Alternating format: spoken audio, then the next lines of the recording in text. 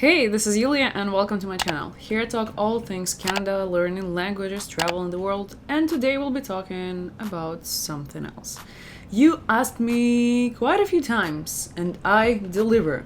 How did I start my design journey? Where do I work? What do I do? How did I become a product designer? All the answers gonna be in this video. So if you're interested in IT, design, then keep on watching. A bit of a background. So I have a master's degree in linguistics. So I'm a teacher of English and German languages.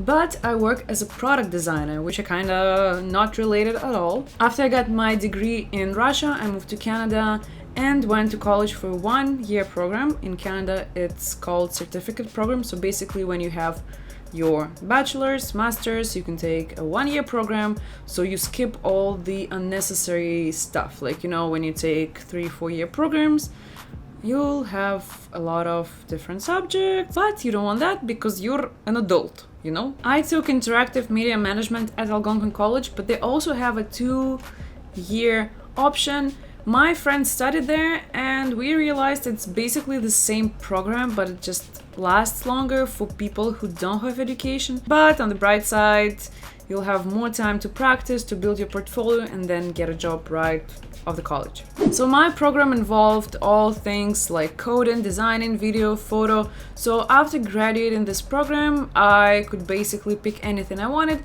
So I decided to become a web developer. Good choice, Yulia. After 3-4 months, I realized that I want to be on a creative side, so I decided to switch to design. That led me to where I am now, being a product designer. 5-6 years before, it was called UX UI design. Now, I think UX UI kind of evolved into product design, but still some companies use UX UI, some companies use product. It's totally fine. Over this 5 years, I worked both for startups and big companies. I freelanced, I did some contract work, everything. Now I am unemployed, I'm looking for a full-time position, but I'm at this point in my career where you don't want to get the first job you're offered. You want to pick wisely and spend the next, 5-10 years in this company. So this is why I'm kind of super chill about it. As I've mentioned before, we have different types of designs. So for those of you who don't know anything about design but kind of want to get into the field, we have graphic design. Graphic design is basically everything you see around you. All the business cards, all the posters, even packaging can be considered graphic design. We have UX UI design, which is kind of like web design before. So all the websites, all the apps are UX UI. UX means user experience, UI means user interface. Product design is basically design of a product, which means there will be more research, more testing, more in-depth analytics. Based on my experience, UX UI design is more about designing, mostly wireframing, prototyping, blah blah.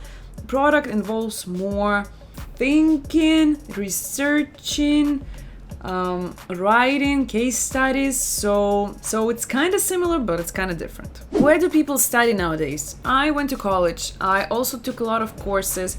I took UX design masterclass. It was $500, but it was totally worth it. There are also boot camps. Boot camps are kind of you study for 6 months and then you get a job. A good thing is that it's super fast. You will get a job right after you're done with your program.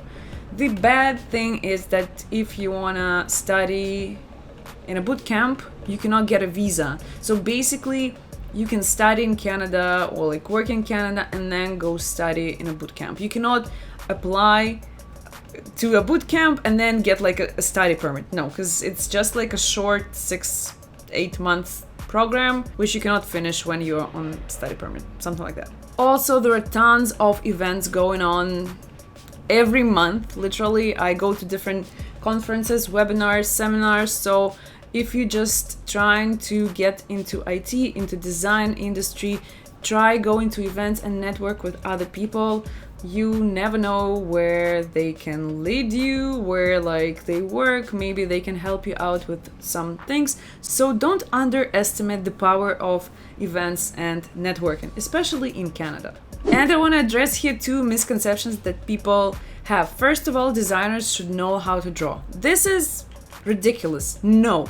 In Canada, in North America, you have illustrators who draw things. Designers design things. So if you have an app, designer will put things together, like, buttons, search field, whatever. And that's gonna be the product. You don't have to know how to draw. If you can draw, it's good. Like, it might be beneficial for your position, for your company, but if you can't, it's totally fine. People ask me, Yulia, do you draw? How come you are a designer but you don't draw? Well, I'm not an artist, I'm not an illustrator, I'm a designer. And the second misconception is that designers should know code. Well, in a perfect world, a designer should understand code, because we can design anything, like any beautiful things you wanna have on your website. But then you go to a developer who's gonna build this website or like this app, and they'll be like, "C'est quoi ça? Like, what is this? Like, how am I supposed to do that?" So if you understand basic code like HTML, CSS, like grid systems, then it's gonna be easier for you to design things. You're gonna be designing like in blocks, having all this like patterns and margins in mind. So then the developer who sees your design be like, hey, okay, yeah, this is like a 12 column grid. This, I don't know, block takes like 4 columns. Easy. If you want to become a designer, here are my tips on how to do so. First of all, decide what you want to do. If you want to do graphic, focus on that one. If you want to do UX, UI, product, focus on that one. Because having a portfolio of different things is okay, but if you're applying for product designer position and then you have like 20 business cards and posters, this is not relevant. Have relevant portfolio pieces in your portfolio. That's tip number 2. You should always tailor your portfolio to the job position you're applying to, because again, having 20 business cards applying for product designer doesn't make any sense. You won't get the job. So if you're applying for a product designer position, make sure to have 2 or 3 case studies with the websites, with the apps, with the things that you've done, describing every single thing that you did. You don't have to be like, I sketched like 5 sketches, wireframes, but be specific. If you just finished a course or a boot camp or college and you can't find a job, like you don't have experience, try doing projects for free, for exposure. I know it's a bit time consuming, but again, you will get experience, you will get some portfolio pieces, and then you can apply for jobs with that. Because if you're like, hey, I just finished a boot camp, my portfolio is empty, well, no one will hire you, because people need to see what you've designed. And a pro tip that I wish I knew when I was in college, try doing internships. Because if you have, let's say, summer off, don't spend the summer working. I know money is important, but internships is such a good investment in your future career. If I knew that, I would spend my summer working. Well, A, some companies pay you for that. B, a lot of companies hire their interns after they finish their internship. So if you, let's say, want to get into Google, you need to at least get an internship first and then apply or get a contract, get a job offer from them.